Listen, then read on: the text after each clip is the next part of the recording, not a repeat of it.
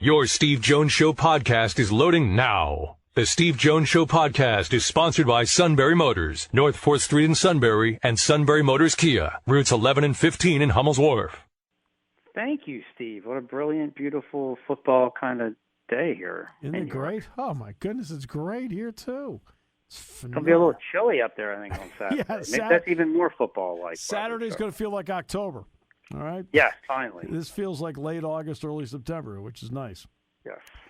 Okay, so through 6 games, your thoughts on what we've seen to this point through 6 games? What kind of midseason report do you have? Okay, I'd say the defense better than expected this early. The transfers that they've gotten have made a big impact. I can't say enough about Arnold Ebiketie, for example. Where would they be without him? Because they've lost three of their 4 top defensive linemen to injury through the beginning of the season. And so if you don't have Arnold, that's huge. And, to me, the offense was going just as planned as well. Gradually growing, maybe not as much, a little kind of quizzical with the running back production, but overall as going until the big roadblock hits. So I don't know. I mean, I give them really good grades on both sides of the ball. Special teams, I think they're doing what they can with that. Jordan Stout, you can't ask for more. Right. So the grades were high, and I think they were rising. I think the offense was projecting upwards. I'm just not sure kind of where we head now. Right. No, exactly. Yeah, people are wondering that as well as to what happens from here. Now, when you look at, let's take Sean Clifford for a moment, just to what we've seen to this point, and we'll find out what it's with him moving forward, what happens with him. But to this point, where is he better? Decision making. He just looks more confident and knowing exactly more what he wants to do. And I guess here's another way. Sometimes he would get, to me, so amped up before a game that it would hurt him a little bit with his accuracy and some of those decision making. He seemed more decisive, but yet calm. I don't know if that makes sense in doing what he was doing. Keeping his eyes down the field is another big example. He didn't panic. He would roll out away from pressure. Looks like he just had the offense under his control, which when you have his amount of athleticism, experience, man, that's a great combination.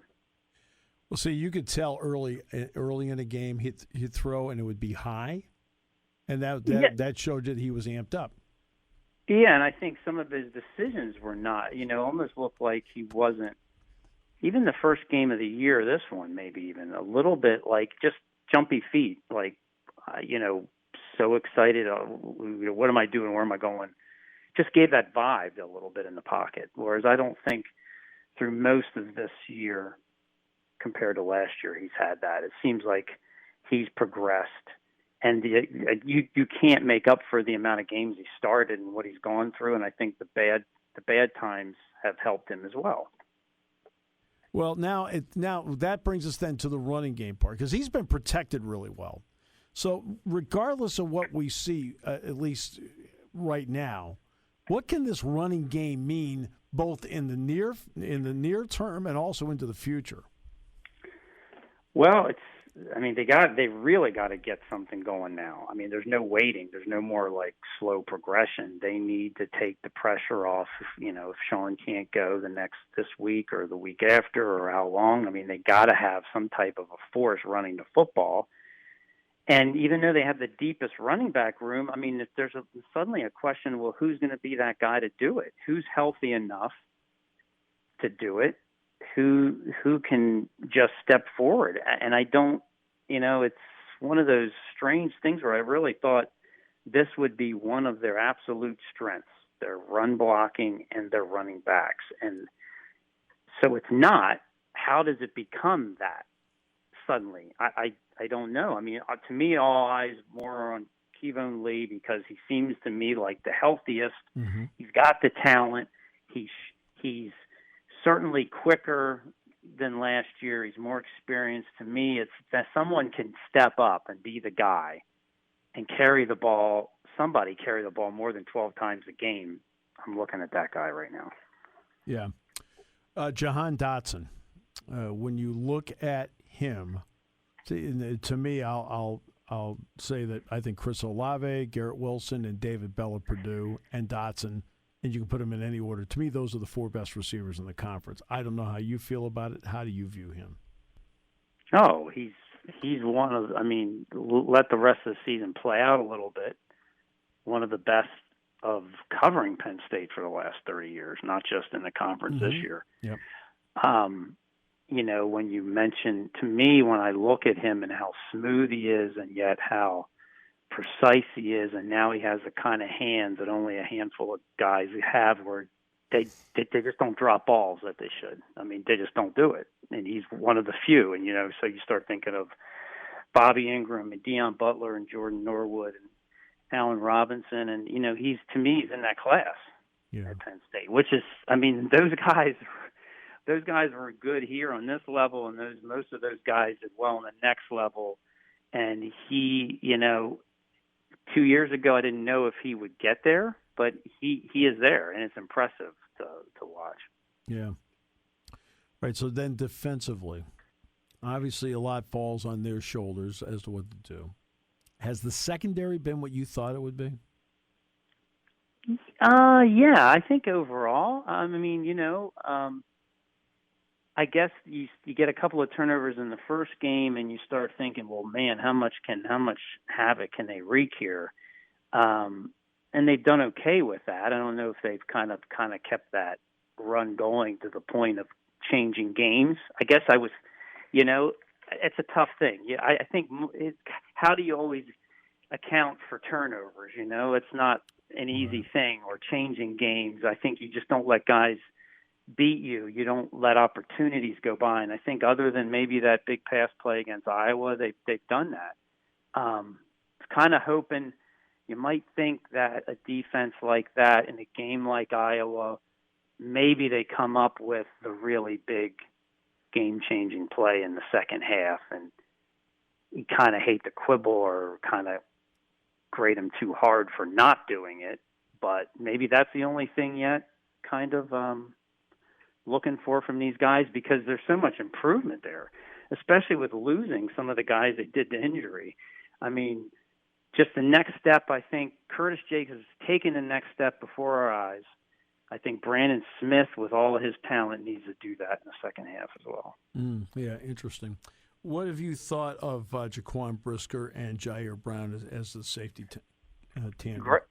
Great combination. Brisker living up to all the hype. I think he's to me, he's one of the better safeties I've seen in my time covering Penn State from all facets. He's not just a big hitter. Agreed. He can come up with a big play. You can tell he's a leader. He's tough. I mean, how many times he's dealing with some injury issues. How many times has he been down, but he's got back up and he's come back in to help his team? I think there's big plays for him ahead for sure this year. Yeah, no question. A guy that we thought was going to be important for Penn State was going to be Curtis Jacobs, because it allowed, you mentioned Brandon Smith, to move inside, to go with Ellis Brooks. What have you thought of Jacobs playing at that field spot? He's getting there. Like I said, he's growing up before our eyes. I think it's taken him a little bit of time for the game to slow down and for him to be as fast as to play as fast as what he can. But to me, the Iowa game was the moments where he started to flash, where it seemed to me like, wow, this is getting comfortable for him. Just the way he looked. And so I think bigger things, he's going to be the guy that you're going to start saying, well, that's why he was a 5-star recruit second half of the year. And I think Brandon is there too in a lot of ways, just so close to making the big plays that make the headlines, that kind of account for his tremendous physical gifts. So to them together, and with Ellis Brooks playing about as well as you can in the middle, yeah, all of a sudden kind of a questionable, what are these guys going to do, linebacker group could be real. I mean, I think they have to be really good, and they have to be better in the second half to help this team get where they want. Your thoughts on the role Jordan Stout plays, not only to this point, but moving forward?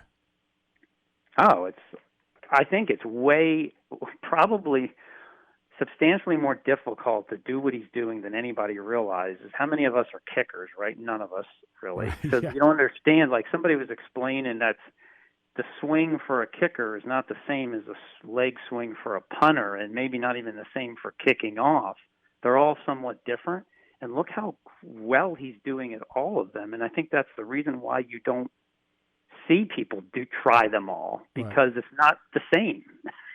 Right. And he looks now, and I love people, you love kids that get better, right? So Jahan Dotson, markedly better from 2 years ago. He's grown, he's improved. That's a lot to say about him. Same with Jordan. He first year punting last year, a little inconsistent at times, but not now. Look at how much better he is. He's one of the most reliable guys. And he had to punt out of this. Look at the position he was in punting against Iowa. Yeah. That could have been cause for some troubles, but it really wasn't. He did a great job. Yeah, and everyone talks about the job Taylor did, and justifiably so, for Iowa. He did a great job of pinning that ball inside the 10 repeatedly. But what's left out is the great job Stout did of getting it out of there and getting it the other way, because he's the one that really had the pressure on him.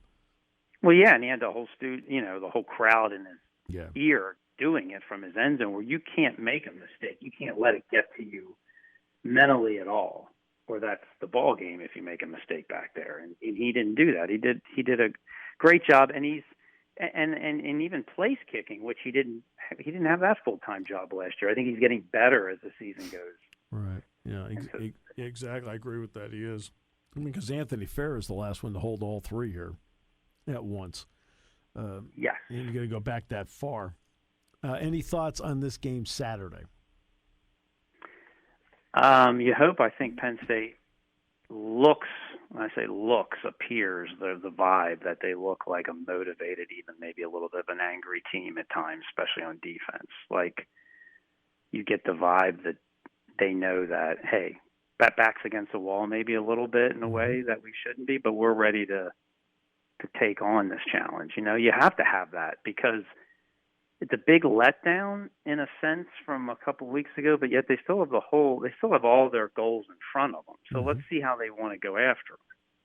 So you want to see them physically take it to Illinois, to me. You want to see that from beginning to end. You don't want to see a slow kind of start, kind of wondering if their heads are in.